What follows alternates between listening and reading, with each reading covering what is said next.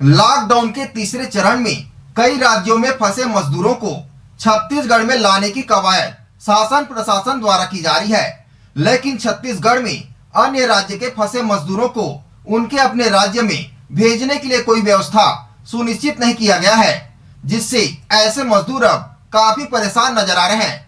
Lockdown के तीसरे चरण में विभिन्न राज्यों में फंसे लोगों को लाने की कवायद प्रशासन की ओर से भेज कर दी गई है, लेकिन छत्तीसगढ़ में अन्य प्रांतों से आकर की रोजी मजदूरी करने वाले लोगों को उनके राज्य में भेजने के लिए कोई व्यवस्था सुनिश्चित नहीं किया जाने से ऐसे लोग अब काफी परेशान नजर आ रहे हैं और सड़कों से कई किलोमीटर का सफर पैदल या साइकिल से सैकड़ों किलोमीटर की दूरी तय कर अपने राज्यों की ओर रवाना होने लगे हैं। ऐसे ही एक मामला बुधवार को नेशनल हाईवे 53 पर सामने देखने को आया, जिसमें लगभग आधा दर्जन मजदूर रायपुर से कोलकाता के लिए साइकिल पर ही निकल पड़े थे।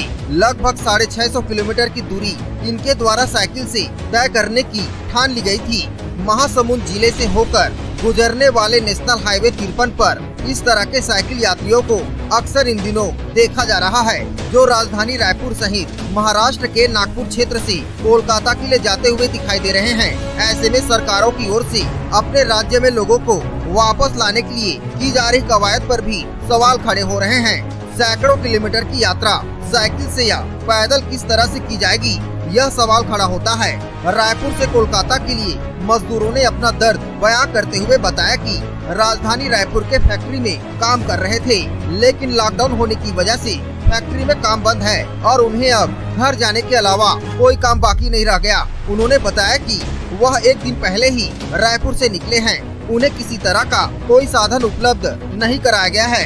अपनी कमाई से जमा थोड़ी बहुत पैसे से साइकिल खरीदकर वापस लौट रहे हैं। बहरहाल सरकार जहां एक और लोगों को वापस लाने के लिए लगातार पहल कर रही है, वहीं इस तरह दूसरे प्रांतों से आकर छत्तीसगढ़ में फंसे लोगों को सुरक्षित घर वापस भेजने के लिए कोई ठोस इंतजाम नहीं होने से नेशनल हाईवे पर अक्सर इस तरह के नज़ारे देखे जा रहे हैं।